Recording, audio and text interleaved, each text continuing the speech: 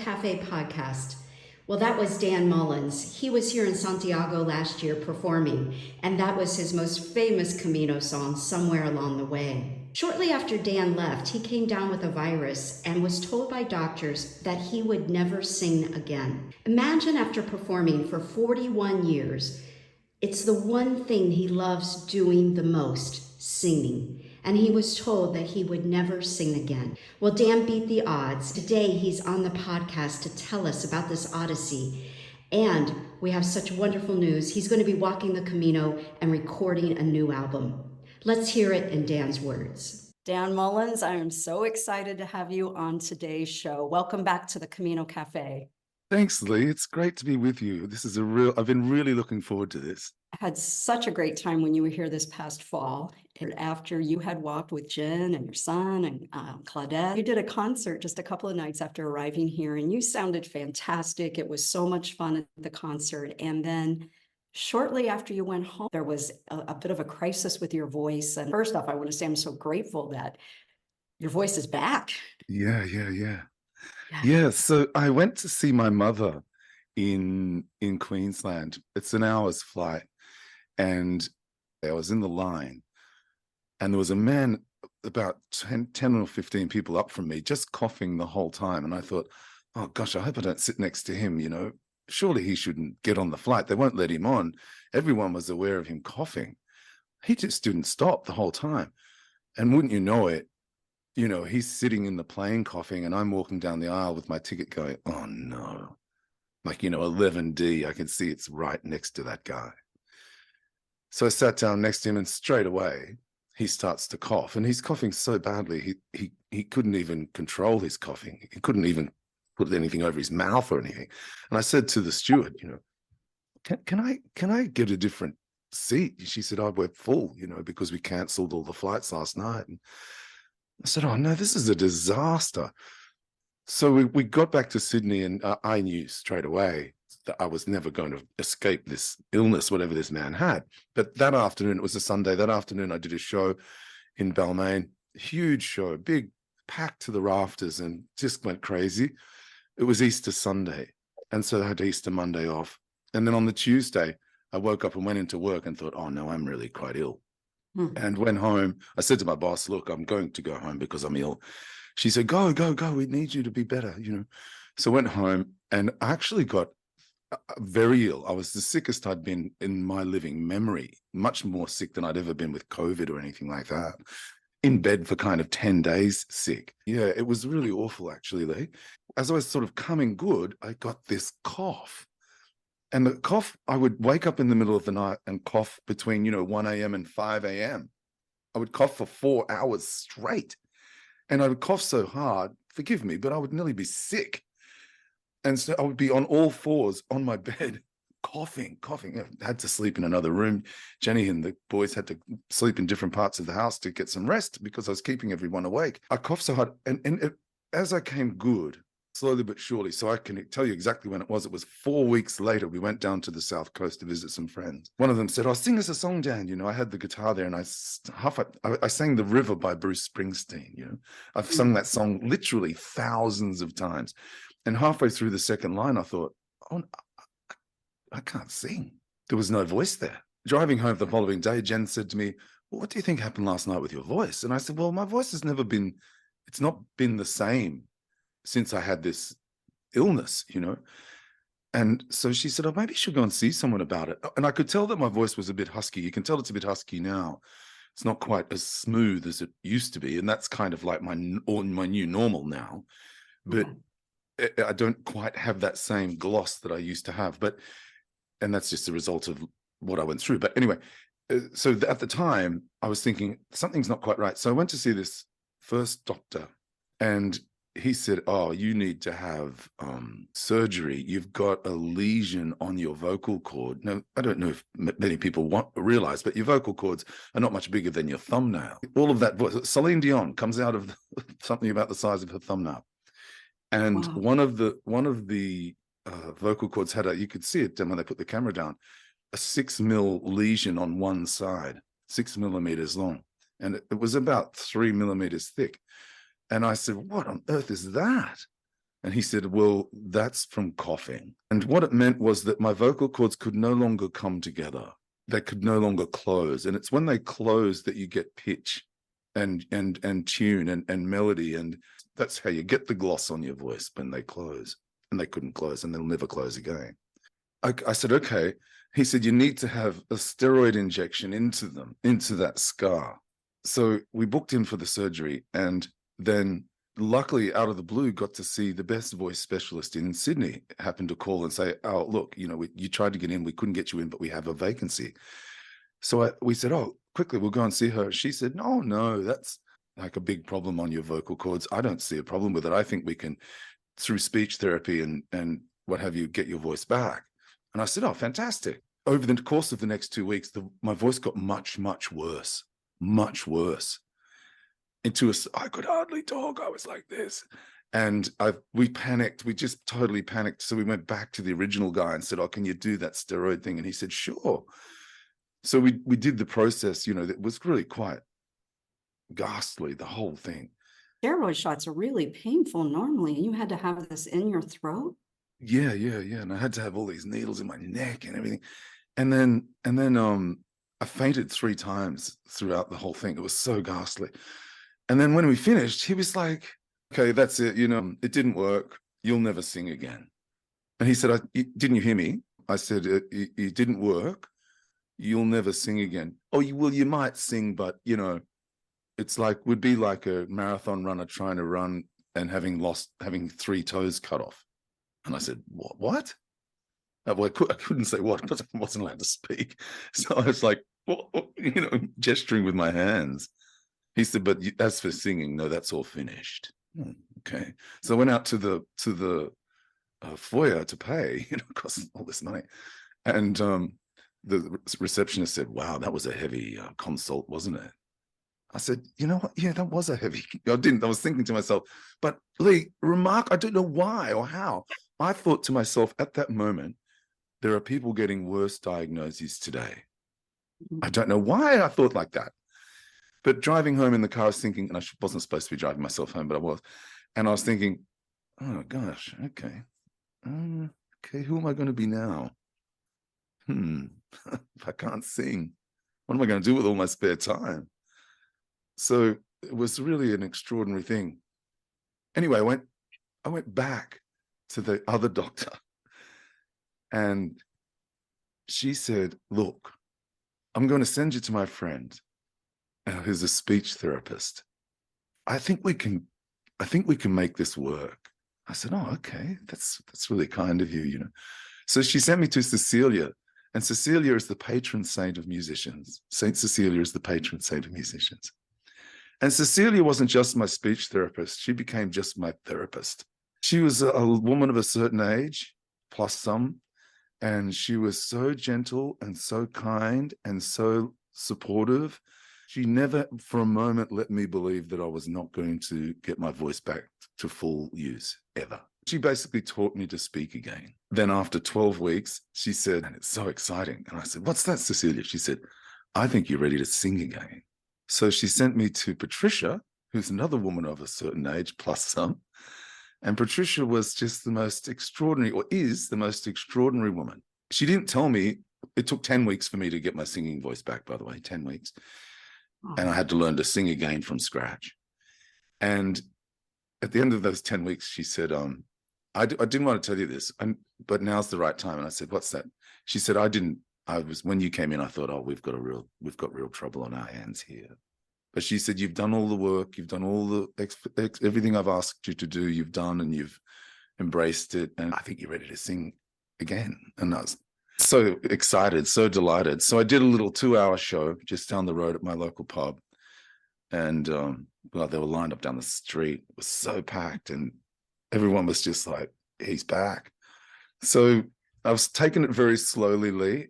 But now here in the new year, I'm back into it in full swing. I'm doing shows most weekends. It's back. The voice is back, and I'm okay, and I got through it all. And here we are. Well, I don't know, 9 months later or something. This was a 9-month odyssey. Yeah. And frightening at times, really frightening to think, singing is such a big part of what I do. It's Saturday morning here. Last night I sat on the lounge. I sang for 3 or 4 hours, just sitting there, working on things and writing and learning and what they call woodshedding, which is, just sort of working out different ways to do different songs and how they sound. And that's what I do. It's kind of like my thing. So having the prospect of losing it I never really entertained the thought, to be honestly. I just sort of truly believed, and these two beautiful women helped me believe that I'd be okay, and I'm okay. You've got your podcast, you've got your music, but also, for those folks that are listening today that don't live in Australia, you've also had this huge journalistic career where you've also used your voice. And is that something still today that you're doing regularly in your current job? Yeah, I am. Yeah. And it was that was one of the great challenges, because I talk all day at work. I've got a team around the country. So we used I used typing text in meetings. I would type and everyone would say, "Oh, Dan says." they would read what I'd typed. I'd type it out and they'd say, hang on, Dan's saying something, and I would type it out. I was not allowed to speak at all for 3 weeks. After that, for the next 6 weeks, it was very limited use of my voice. Had to really not use it very much at all. But then it started to come good, and it was really funny. Actually, it was my boss, Melanie, said to me one day in a meeting, "Your voice sounds great." And I said, "Oh, really?" She said, No, it sounds great. Keep doing what you're doing. And I said, "Oh, that's nice."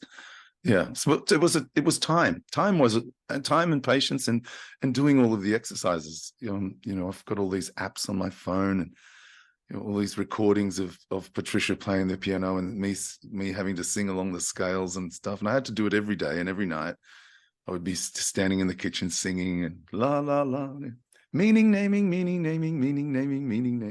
doing it over and over and over and over and over until I got it back. And You leave this appointment and you go out to your car. I mean, you don't have a moment of falling apart? I mean, that doctor didn't seem to have the best of bedside manner with you. I had one moment of falling apart when I got home. My middle son, Lewis, was at home, and I came in through the back gate and into the courtyard, and he kind of opened the back door and said, how'd it go? And I couldn't speak, of course, and I just burst into tears and fell into his arms, and he was like, oh no, what's wrong, Dad? What's wrong? And I couldn't tell him. So I had to get my phone out and type it out. The doctor said I'd never sing again. He's going, what? Oh no, that's what happened? I fainted 3. He's going, what are you doing driving? You're crazy. He was freaking out. Yeah. Wasn't the smartest thing to do. But anyway. Well, I'm kind of renowned for that kind of thing. But the good thing is, here we are today talking. I was thinking back when I saw you here in concert in Santiago, that a lot of your singing came very naturally to you, being able to play by ear. You had to go back and start all over again as a musician, as a vocalist. 100%. Had to start from scratch. I had to learn to sing again from scratch. How many hours do you think you've put towards that just in this period of time during the last 9 months? Oh, I hours and hours and hours and hours. Yeah. And it was quite an interesting process, because one of the things that was happening with my vocal cords, as I said, was they weren't closing. So a lot of breath comes through that gap, right? Mm-hmm. So you need the vocal cords to seal so that the breath stops, and that's how you get the noise, the sound resonates in your voice box, your vocal chamber, and then resonates in your head, and that's how people have their distinct sound. And how you use it is you get used to being able to project in a certain manner and use those different instruments in your person that gives you your sound, and you have to be able to find it. So slowly but surely, I realized, well, it's not the same voice it used to be, and it never will be. And I understand that. So I have to learn to breathe differently all the time. So when I sing, I used to sing, for instance, something I could sing for you just to explain it to you. El Camino Roses, Santo Domingo Crows. So that's right. That's me trying to sing that all with one voice, one breath, right? So now I cut it up.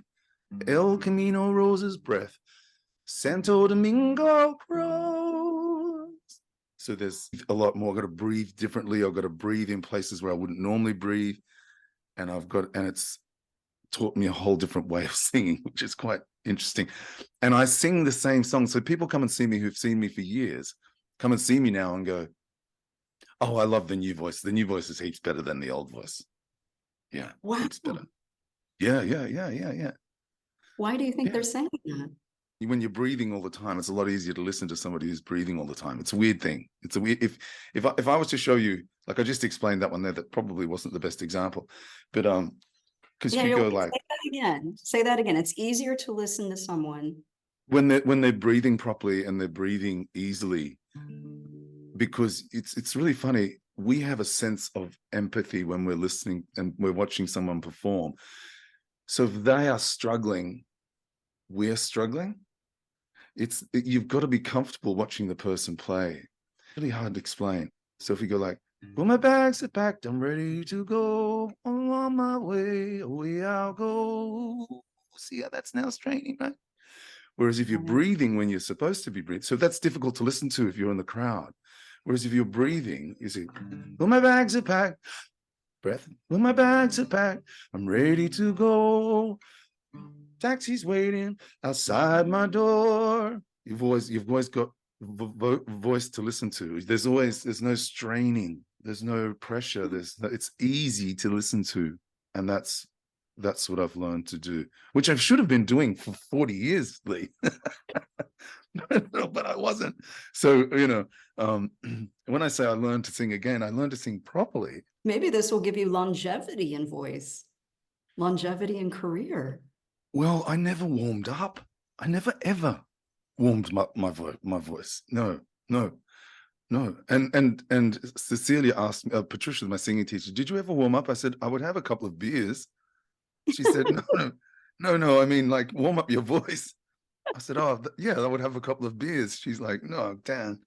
Now I warm up. Now I do my warm up and I take care of my voice and I look after myself and yeah, things I should have been doing for, like I say, four decades. I'm now starting to do because I should have been doing them all those years ago. During this time, then it sounds like you're pretty busy. You're still working. You're doing all the therapeutic things you need to do to restore the voice.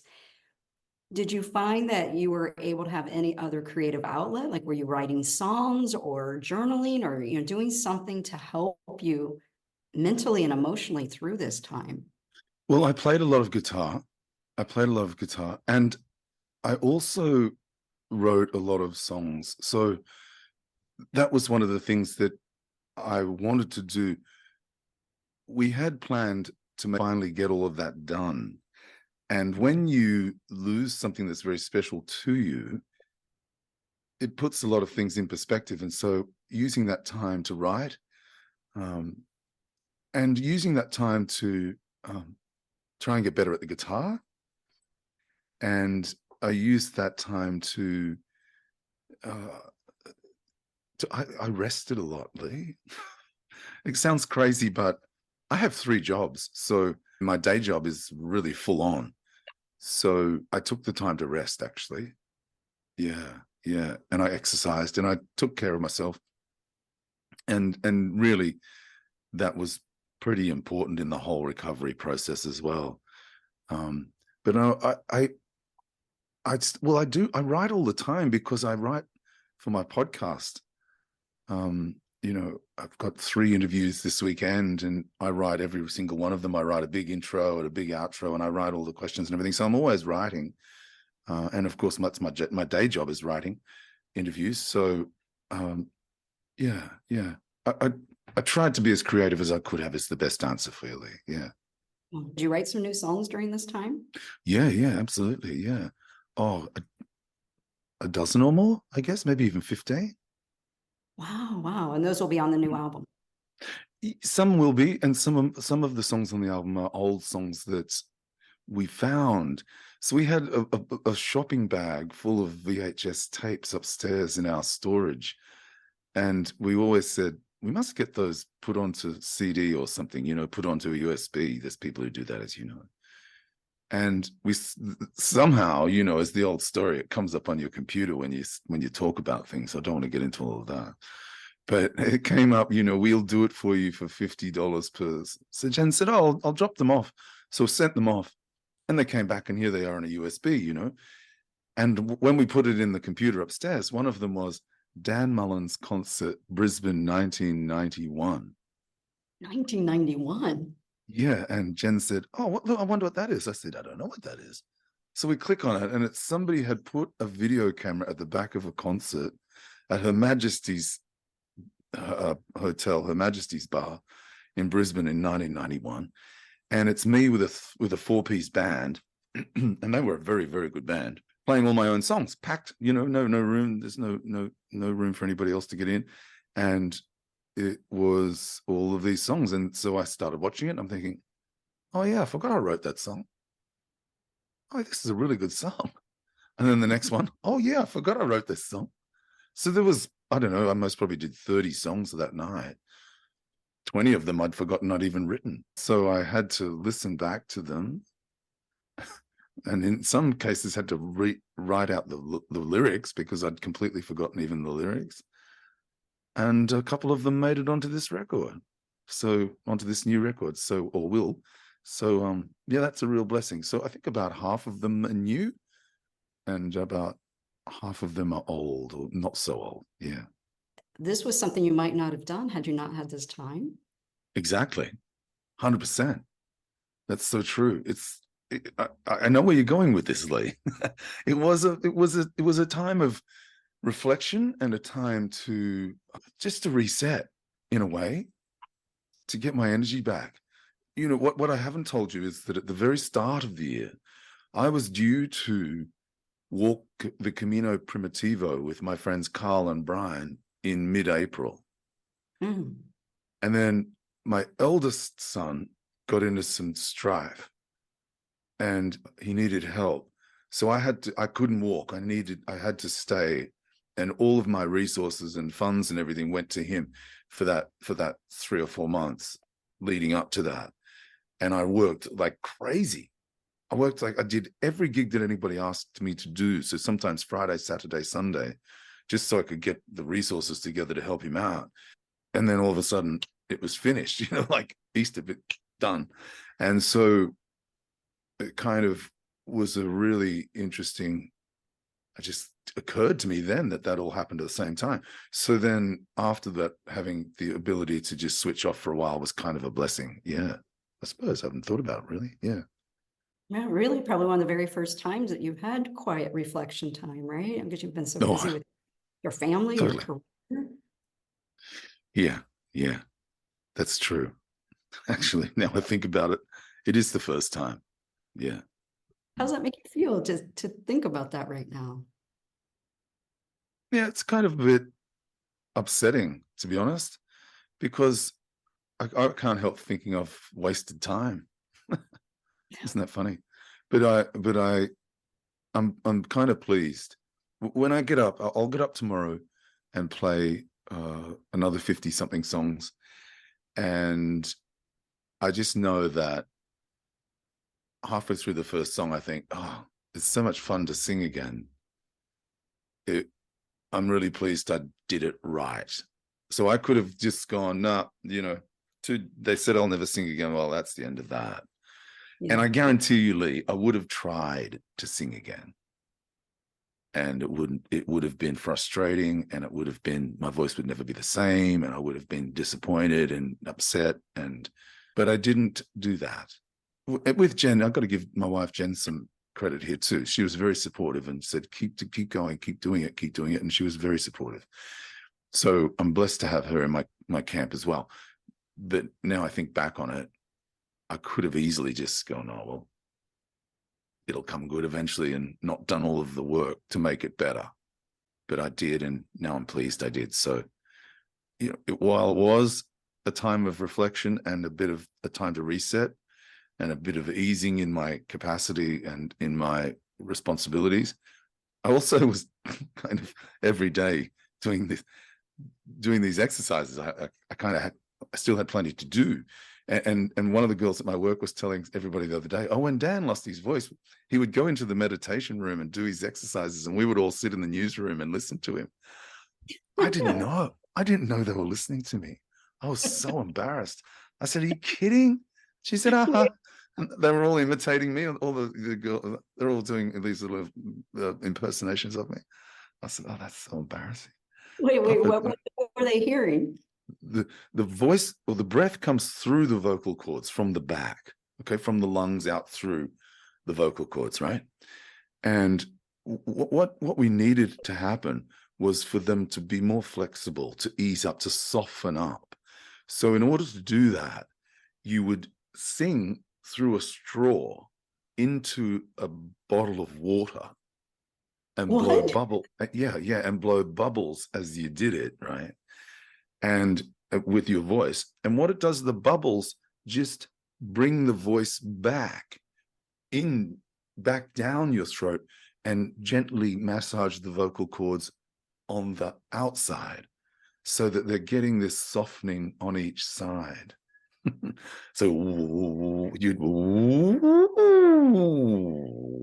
and then you sing scales in through a straw into a bottle of water, so that's what they heard. And They probably were getting a good kick out of that. yeah. And he goes again, have my little bottle with my little straw in it. Hello, everyone. And I'd go into the quiet room at work, which I thought was a quiet room, Lee, but it wasn't a quiet room at all. It was a very noisy room because everybody could hear what I was doing. Sounds like in your heart, you never really gave up on your voice. Like you thought it was coming back. Well, I had to believe. I had to. I had no choice. I had to believe that it would come back. Otherwise, what would I do? What would I do with my time? Definitely, it's very clear that singing is your passion. Is it also your form of meditation? Well, see, Lee, it's an ego thing. It's an ego thing. What do you mean? It's an ego thing, right? So someone will throw a piano, like someone, I can be at a dinner party or at a party or something, and someone will say, oh, Dan, sing us a song. And, there's nothing quite like the feeling of sitting at a piano in front of people who've never heard you, who don't know who you are, or they pass you a guitar and it might be their son's guitar, from the toy room, and you quickly tune it up and then you sing. And everyone goes, and I don't think I have to tell you, I'm quite good at it. So when you are good at it, it's an ego thing. You love doing it because you feel good. Yeah. Using this God-given gift. And it's even better, so much better, that people enjoy it. And people seeing the joy in people's faces. I do it every weekend. I'm doing it tomorrow. I did it last Sunday. I did it the Friday before that. I'm doing it the following Friday. I'm doing it on Australia Day, where every single person in the room is singing as loud as they possibly can. And they're just having the time of their lives. They go along on a Saturday afternoon or a Sunday afternoon or a Friday night or whatever, and they really enjoy themselves. So what's not to love about that part of your life, that you give that moment or that few moments of enjoyment to somebody through the gift that you've been given? It's an ego thing. I do it because it makes me feel good. I really enjoy it. And plus as well, when you finish, people come up and say, oh, that was great. Yeah, feel pretty good at the end of the day when people come and pat you on the back and say, you did really well today. The publican or the owner of the venue comes and says and gives you cash and you whatever money, whatever. Yeah, fantastic. You go home, feel good about yourself. You've done a good day's work. You've made people happy. I know for a fact a number of people who've met at my shows and married. I've seen them meet at my shows, and because I've been doing it a long, long time, 41 years I've been doing this. It's as much a gift for me and myself as it is for anyone else. Yeah, that's why I keep doing it, and that's why I love it so much. Because it's a blast. It's fun. It's great fun. Yeah. Well, I wonder, when you were going through this, to imagine your self-identity, if this part of you had gone away. I don't know, and I don't even want to really think about it. I don't know what I would have done, Lee. I don't know who I would have been. And that was what I was thinking driving home that day. What am I going to do? Who am I going to be? That was a really scary thing, because I don't really have many other skills. I was at a show, went to see my friend's band play last Saturday, and the band that came on afterwards were very loud. And I was talking to someone, and I thought, oh no, I'm almost yelling. I can't be here in this noise and conduct a conversation. So I just wrote on my phone as a text, look, I'm sorry, I can't talk. I can't raise my voice. And people were coming up to me, talking, and I sort of went, showed them my phone, and they would go, oh yeah, your voice. Yeah, sure. Understand entirely. So there's just some things I have to be smart about. Like if I go to the game, I'm not going to be yelling at the game, yelling for my team, screaming out loud. That is pretty straightforward. But in the meantime, we'll keep singing. Yeah. As long as God keeps giving me the gift to do it. Yeah. Well, now it's time to celebrate, right? And you decided that, what does a pilgrim do when the chips have been down and things get better, or you're trying to work through something? We decide to walk a Camino, and you made quite an announcement just recently. You're going to record a new album, and you're coming to Spain. And let's talk about how that came about. I believe that Jen had some input in that. Yeah, so I'll go back a little. When I released Duende, my then boss said to me, oh, I'll talk to the people at Sony Records and they'll put it out for you. And the executive at Sony, who was given the task, said to me, we don't put out people like you. We don't put out people like you, your records. And I said, well, just have a listen to it and see what we think. And I sent it over to him, and he said, I love it, and we'll put it out. No problem. You've got 100% backing, because I just love what you've done. He then left, and he set up his own record company, and he's really keen to make a new record. So I sent him some songs, and he said, oh my gosh, I love these songs. These songs are amazing. They're stories. And I said, yeah. He said, let's call the new record Storyteller. So he was working with a producer in Australia who's these days about the best producer in Australia. He was working with another fellow, and they were in the studio. And he said, in a bit of downtime, I'm working with this guy, Dan Mullins. And the producer said, oh, yeah. And he said, I should play you some of his songs. He said, oh, play them for me. So he plugged his phone in and played them. And this producer, who's also named Dan, said, oh, my gosh, who is this guy? And he said, oh, he's a funny guy, actually. He's a pilgrim-y sort of guy, and, whatever. And the producer, Dan, said, I want to meet this guy. And then, so we kind of never got a chance to catch up, but we spoke on the phone many times. And he said, I want to make your record. And he's like one of the top, if not the top producer in Australia. He made some of the records. Some of the listeners might know of Dance Monkey by Tones and I. It was like the #1 song 2 years ago globally. It was the #1 song in the world. He produced that. And so he's very accomplished, and to have him even interested is kind of cool. He said, so let's make this record. So send me the songs. So I sent him all of the songs that I thought I would put on the record. And he said, oh man, this is going to be epic. We've got to make this record. So we said, okay. So he came back with a quote, and we went, okay, well, that's a lot of money. We sort of thought, well, the record company no record companies give bands album money anymore. That just doesn't happen. It used to, but they don't sell records anymore. They just don't. So there's no way for them to get their money back. What happens is the band produces it themselves and then goes on the road and sells tickets to concerts. So that's how bands make money. They don't make nearly as much money as they used to, and they don't make anything really out of, you've got to have like 1 billion plays on Spotify or Apple Music to get even $10,000 kind of thing. That's a whole different story. Yeah. You don't make any money out of Spotify or Apple Music at all. You get like 0.0003 cents per play. So imagine, do your sums, 10,000 plays for $1, maybe, not even that.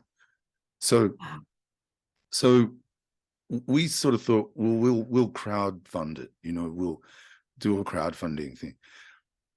And we'll give, a t-shirt if you give $100, and maybe your name on the record if you give $2, or whatever. And so we thought about it, and we sort of ummed and ahed how we'd do it. Certainly I was able to fund part of it by doing gigs on the weekends and what have you. And then Jen said, why don't you walk the Camino and ask people to walk with you? They can contribute to the record, and that would be a way to fund the record. A. B, they'll have a really fantastic time.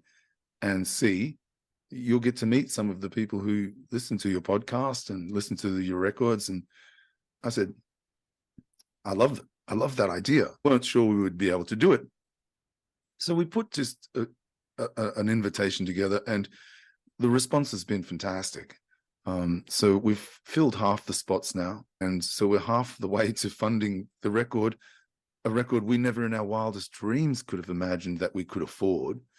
And so we it's just so exciting. It's so exciting, Lee. And all of those wonderful people will be having the journey of a lifetime. We've got shows booked in some extraordinary places, and already we've got, fingers crossed, we've got some even more exciting and extraordinarily exciting places to play, but we're just not quite over the line yet. It's so exciting to think that A, we're going to go and walk the Camino again, and B, we're going to have a time of our lives. And I can't wait to sing for all those people and meet all those people, and we can have big sing-alongs, it's going to be epic. It really is going to be epic. You're going to join us for a few days, right?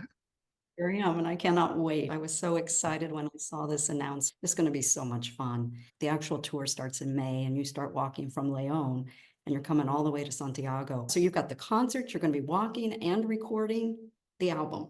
Well, no. We'll be recording the album when I get back. And some of the songs actually are very personal songs. And this will be the first time that I've played them for anyone. So, and what we're going to do, and I know we're going to talk about the filming of it in a minute, but what we're going to do is I'm going to introduce the songs for the first time to the world on the tour. Nobody's ever heard these songs. There's a song called Exhibition Wednesday, which was a letter. So I've put music to a letter that I wrote to my son, my oldest son, when he was 4 years old. It's an incredible song. And that producer just out of the blue sent me a message. It was like a Saturday afternoon, and I got a message, Exhibition Wednesday, OMG, exclamation mark. And he wrote back and said, was this genuinely a letter? And I wrote back, yeah, it was. He wrote back, OMG. So there's a song called One Lonely Saturday Night, and I was in the country, and I read about a couple who had been married for 70 years. He died on Friday, and she died on Sunday. She died like 48 hours later. And I remember reading that story thinking, oh, well, she only had one lonely Saturday night. That's kind of a blessing in a way, Yeah. And I just thought about it. And then while I was getting my voice back, I just worked out that was playing these chords over the top. I just sang out loud. I don't know how and why. I just sang out loud that exact line. She died on Friday and he died on Sunday. Like someone turned out a light. In some ways, a blessing bestowed upon her. She had only one lonely Saturday night. And it was there. So, I've quickly sent it off to the producer. He's like, oh my God, that's fantastic. That's fantastic. So we're going to debut that song on the trip. And there'll be moments where I'll tell stories and I'll tell the story behind the song. There'll be moments when we all just sing together. I guarantee we'll sing Piano Man at the top of our lungs. There'll be times when we break into parts and sing choir, like sing, you sing a third, you sing a fifth, you sing a seventh, and we'll all learn how to do it. And then by the end, we'll all be singing our different parts and singing like a choir. So it's going to be just an epic adventure. And it really will be an adventure. We'll walk together and alone. I can't wait to walk with people and get to know everybody. And we'll become a very tight musical family. And it's going to be very, very special. You know what? I'm blessed, Lee, that people would consider, first of all, even walking with me. That's a blessing. But even more so, that people would contribute to the record because they want to help and see me make it. That's, people are so kind and so loving, and to be the recipient and to be blessed by that blessing is quite extraordinary, quite overwhelming, very humbling, I hope. When you first made the announcement, there was so much concern in the Camino community because, you are so well loved, Dan. You just put out your 353rd episode of My Camino, the podcast, which is amazing. You've been doing that now for how many years? 7 years. Amazing. When I think about the number of people that have decided to walk because they've heard an interview on your show, or the number of hours that people have spent training, listening to your show, you have already given back so much to the Camino community. It's amazing to me that people listening may not have an idea of how much it takes to put out 353 shows. It's a lot of work. It's a lot of work. I know. I've only done a very small fraction of that. And you have been so consistent, constantly giving back to this community. When I look at that, when I look at somewhere along the way, how many people do you think have that downloaded on their Camino playlist, that they're playing it while they're walking or they're playing it while they're training? When this announcement came out of your diagnosis, I think there was just an outpouring of love. It was so obvious how loved you are. And I think that response is coming through again and showing by the number of people that want to support this project. What made you even start this podcast 7 years ago? The Camino wasn't even at its heyday 7 years ago. Well, I was working in radio, and first of all, thank you for those very kind words. That was beautiful, very humbling. But secondly, I was working in a radio station, and the fellow who was running it was going off to form or launch what was then Australia's really first podcast company, and it was called Whooshka. And he said, you're one of the best producers in Australia. Give me ideas. I need ideas for podcasts. So I started, what about this? What about that? What he's going, he's writing them down. Some of them are still going now. And he's saying, what about this? What about that? And so right at the end, he said, and why don't you come up with something? And I'd only just got back from my Camino in 2016. And I thought, I should do a podcast about the Camino where people tell their story. And that's the crazy part about it. Podcasts were so new. We called it My Camino, the podcast, because we weren't sure what anybody would know what it was. If we just called it My Camino, people would go, what is that? What is that? We had to say the podcast so people understood exactly. Yeah. And now it's like, we got to take that out of the name, but it's kind of, well, that's a lot of work to take it out of the name because they'd have to take it out of the name 353 times. But we'll just leave it the way it is now. And that's how it began. And then that company was eventually bought by Spotify. And so now I'm with Megaphone Spotify. I'm with Spotify now. But because I was the founder, like one of the very first, I don't pay fees because I'm a legacy podcast now because I've been there so long. No, I'm like the third longest running podcast in the country. It's ridiculous. And so like 353 episodes is kind of crazy as well. It's really weird. I flick back through them from time to time and have a listen. And I go, oh yeah, I forgot about this. This is a great podcast. This is a great interview.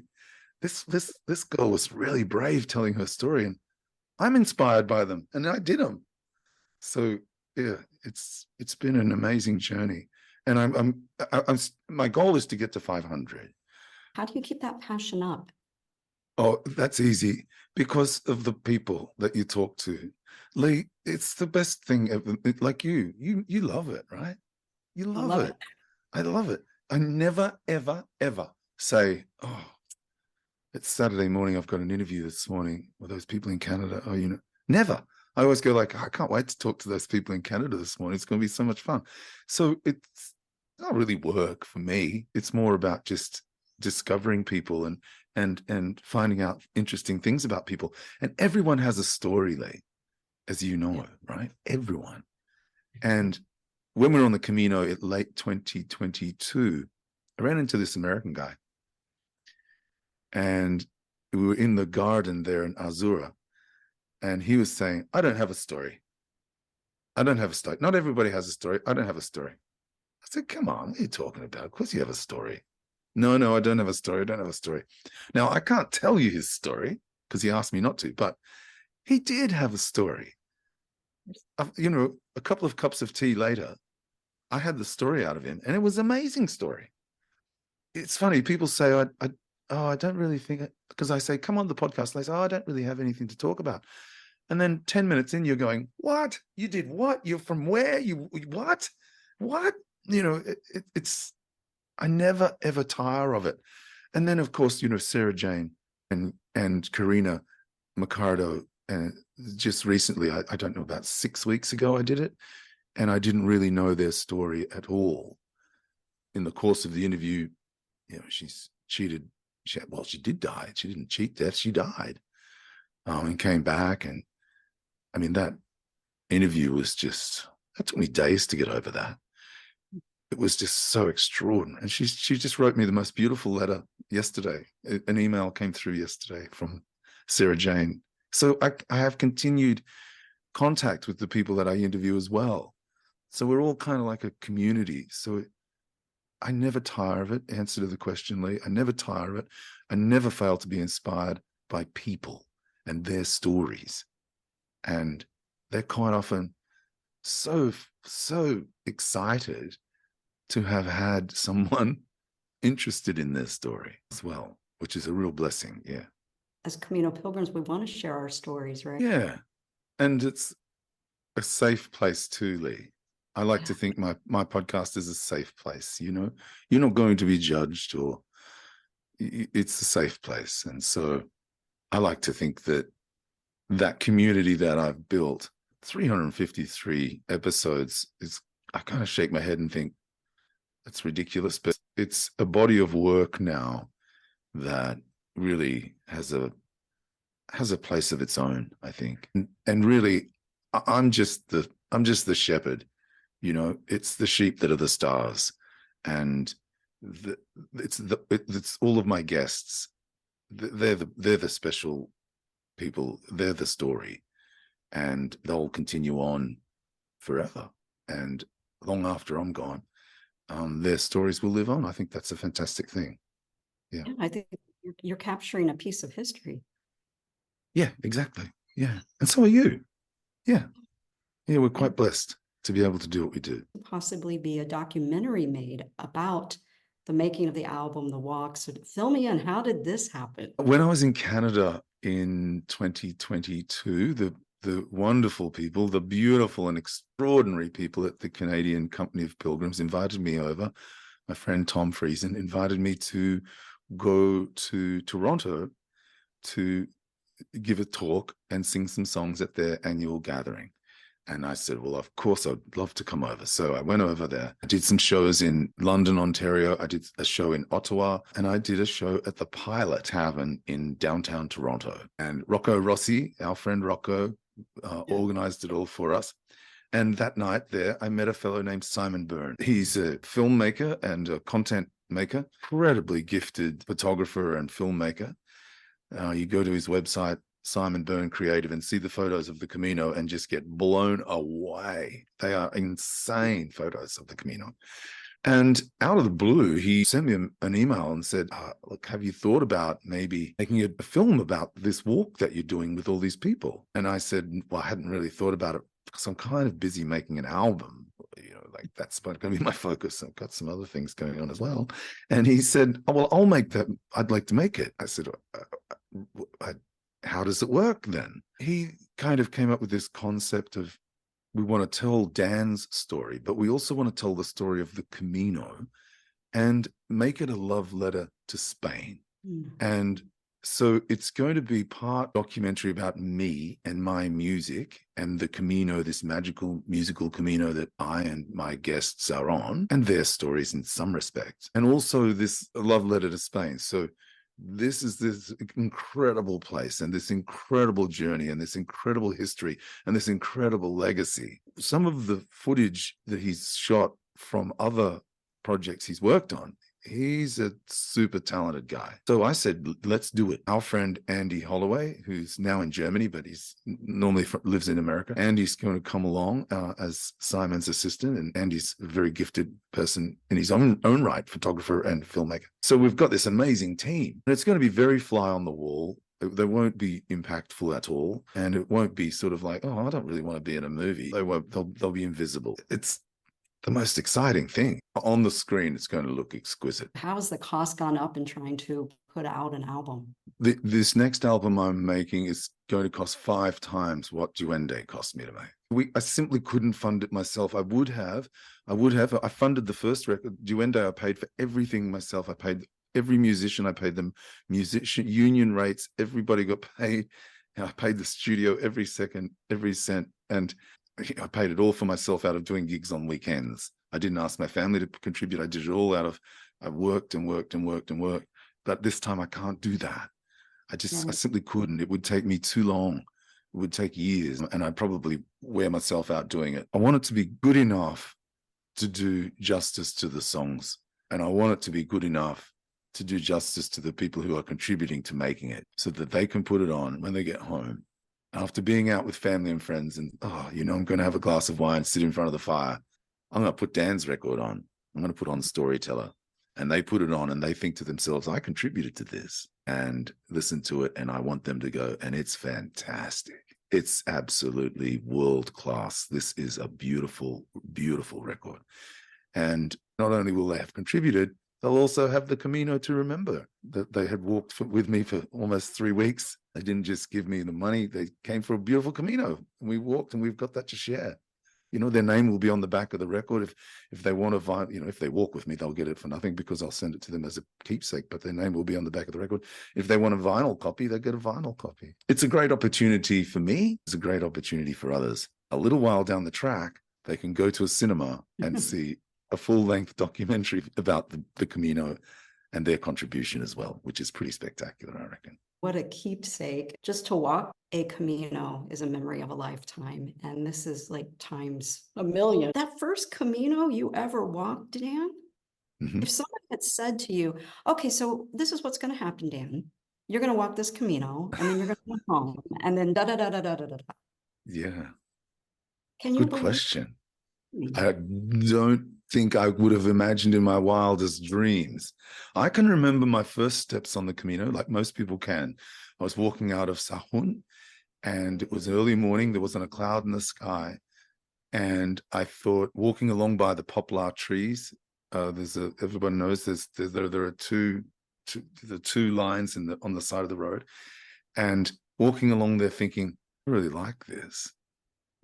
I really like this. And I was kind of walking, and I couldn't wait until I could walk far enough from Sahun that Sahun disappeared. I didn't want any towns on the horizon. I just wanted the meseta, It was mid-crop, so there were no crops at that time. So normally there'd be sunflowers or something, but there was not, or wheat or something, but there was nothing. So it was very barren. And I remember, thinking, I like this a lot. I still like it a lot. I don't know quite why. It's just struck a chord with me and that chord seems to still be ringing out. One of the things about it, Lee, are the people. The people. They're just so fantastic. We were talking about stories earlier and everybody having a story. Everybody is so kind. Well, not everybody, but the vast majority of people that you meet are so kind and so happy to share. What's not to love about that community? And if you can be involved and engaged in that community, and as you said, they love you back. I don't take that for granted for a moment. Why wouldn't you want to be involved in it and go back there? Of course, the Camino is going to call you back because you want to go back and keep sharing that same experience, that same love. You want to go back and live and breathe it all the time. That's why I'm going back. That's why we're going to do this incredible adventure. And when I first walked on those first few steps, if you'd said in 7 years' time, you're going to be going back to make a record, and you're going to be taking people with you who are going to chip in for that record, and we're going to film a documentary about it, I would have said, sign me up. Mm. Let's do it. Yeah. What a blessing, eh? Yeah, I hadn't really thought about that. That's funny. You know, people always say to me, good question. Well, you ask the best questions, Dan. You ask good questions too, Lee. Ah, well, I take that as a real compliment coming from Dan Mullins. Are you kidding me? Yeah, they're good questions. Yeah, so it's yeah, what a blessing. I hadn't really ever thought about that. What would I have made of it 7 years ago? But yeah, sign me up. How good. Is there any chance that you might maybe play a new song from the new album? I'd love to, Lee. I'd love to. I've got my little, see there, the Camino guitar is here. Love it. How could I not play it for you tonight? I used to do a lot of traveling for the radio show that I worked for, and I was in a little country town, and I read the story of a couple that had been married, I think, 70 years, almost 70 years. And the wife and husband lived in this little town. He died on Friday and she died on Sunday, 48 hours later. And the town was in mourning. You know, how could this happen? But when I read it, I remember thinking, well, she only had one lonely Saturday night. I kind of felt like, well, that's kind of a blessing in a way. I never thought about it again. And I'm talking about like 2012, maybe. When I was on the road, I think, 10 years. And then when I'd lost my voice and I was just writing songs and playing a lot of guitar, I would just sit and noodle like I'm doing right now. And then I came to the chorus, or what would be a chorus. And I sang over the top of it that lyric. And the song wrote itself. This is One Lonely Saturday Night.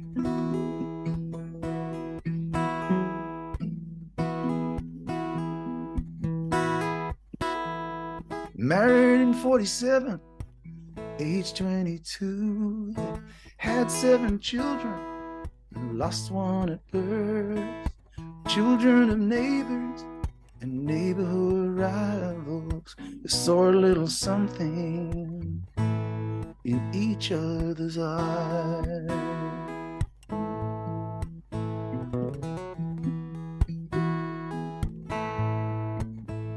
Their hands seemed to age at exact the same pace.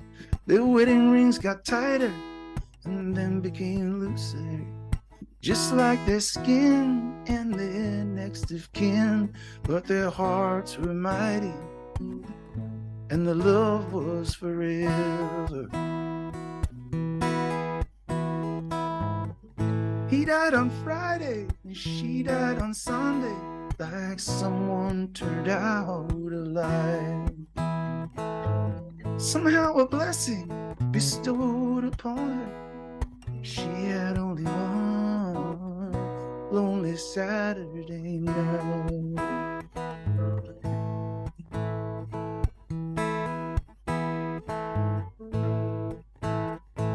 He was a miner and she loved to bake. They climb in French and Penny, loved the sun, and their weatherboard cladding covered the fibro. After a few years, no one knew there were houses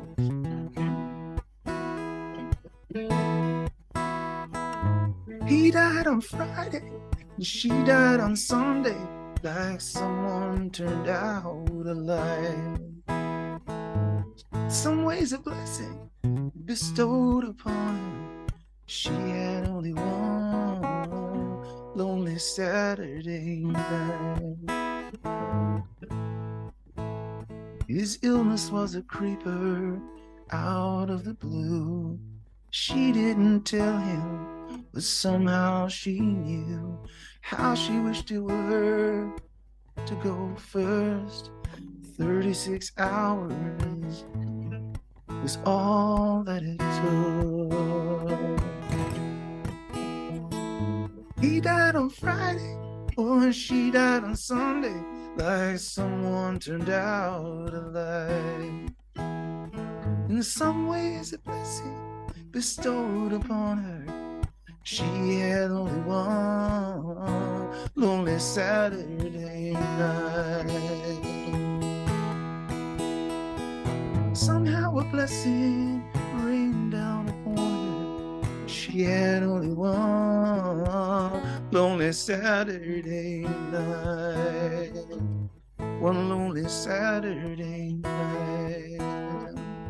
Lonely Saturday night.